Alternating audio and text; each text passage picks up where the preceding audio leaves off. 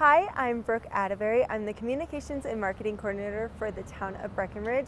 Last night we had a town council meeting and I am joined by Todd Rankin to talk about what happened. How are you today? Hey, I'm great. Brooke, how are you? I'm great. It's sunny. We might get some rain, but I think overall I'm doing good. Is spring here? We'll see. I don't know. We can Verdict's hope. out on that one. Yeah. We can hope. Yeah, well, let's just jump right in because there's a lot to talk about from last night's meeting. And let's start off with the Breck E-Ride. What can you tell us about that? Yeah, that's one of my favorite programs we've got going here in Breck. It's kind of this last mile connectivity as we're trying to work towards more boots and bikes on the ground here and less traffic. And I think for all of us, town feels way better when that's the case. So yeah, Teddy and the crew and Matt and Jesse and the team there with the sustainability program and mobility have really done awesome work. You know, we had 75 bikes deployed last year. We've bumped that up. We've got more docking stations, and yeah, just trying to get more folks using that. So it's fully deployed and ready to go. So get on the e-bike when it's not snowing. Yeah, I think it's a great program, and I'm excited to see it for its second year. Yeah, me too. If you've got more questions or want to download the app, go to breckeride.com and get out there on the bike. Awesome. Can't wait to ride that around. Also, kind of in the same kind of realm, we have the food and beverage delivery pilot program. What can you tell us about that? Yeah, that's another great program here where we're just trying to make the core of town feel a lot better. So we've got a couple of roundtables here that I think are super important for restaurateurs and just the general public here. So those meetings are coming up. They are on May 23rd and June 5th. So if you've got questions about what we're doing there as far as making sure we've got better food and beverage delivery, yeah, check that out. Awesome. I think that'll be exciting. I think June is when things are starting to get rolling on that, so people will start to see that a little bit more. Yeah, no, we're excited for that and seeing how that changes town and just gets fewer trucks in the core of town. That's kind of the goal there, and quite frankly, makes it more efficient for our restaurants, you know, when they're just for their operations. So. Awesome. And speaking of June, we got some good stuff coming up in June. We got town cleanup on June 1st, so come out and help us make town better. And then town party on June 4th. Yeah, I'm excited for both of those. It's a great way for the community to get involved, help, you know, pick up the town after the winter season a little bit. So I think that'll be great. Yeah, I think that'll be great too. And then a couple more exciting things coming here.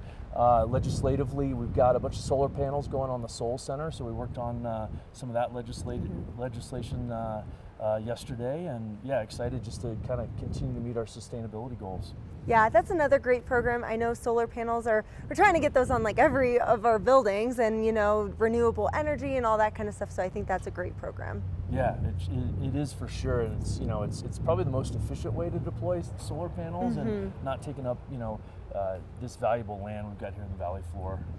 Yeah, you know, we want to use that for housing. So yeah, trying to get solar panels on roofs. So it's good stuff. Great, awesome.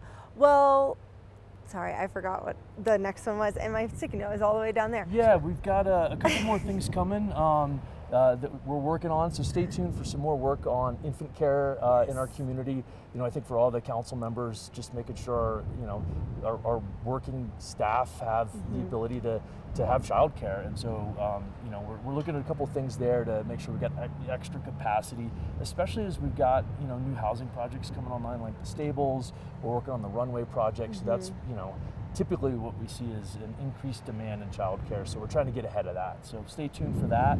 And then one of the neat things we've also got going on is this ADA survey that's coming up, where we're going to, you know, basically reach out to the community to be like, all right, how do we make sure we've got better accessibility for our community members here as they, you know, are out and about in Breck. So look forward to, check out that survey and please give us input so we can make town better.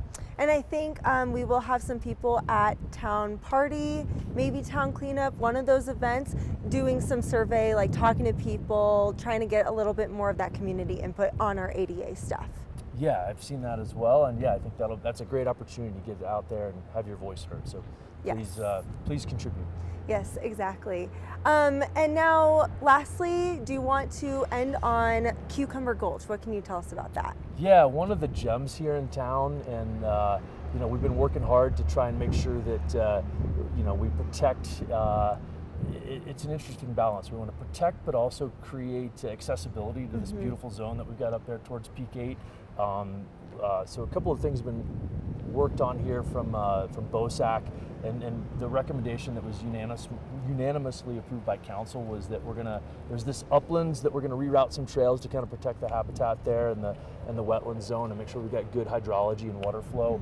We're also looking at doing some work in some other corridors there on Toad Alley to just make sure we got good water flow and that the trail's not restricting kind of the natural migration of the water in that zone. And then I think we're committed as a council also to to having kind of a steady review of that zone to make sure that the hydrology is good, that the species that we should expect in there are in there, and then also just making sure that we're thoughtful with rangers educating folks and kind of using those rangers and investing in those rangers to make sure that folks kind of understand how valuable that is and how rare it is. And then I also think we want to look at kind of numbers in that zone in the future and just be like, all right, are we having too many folks going in there, and if so, making assessments on how to best go forward down the road. So it's going to be a work in progress, and I think we're committed to just protecting that zone because it's in the master plan for trails and open space, and we want to keep it special and spectacular.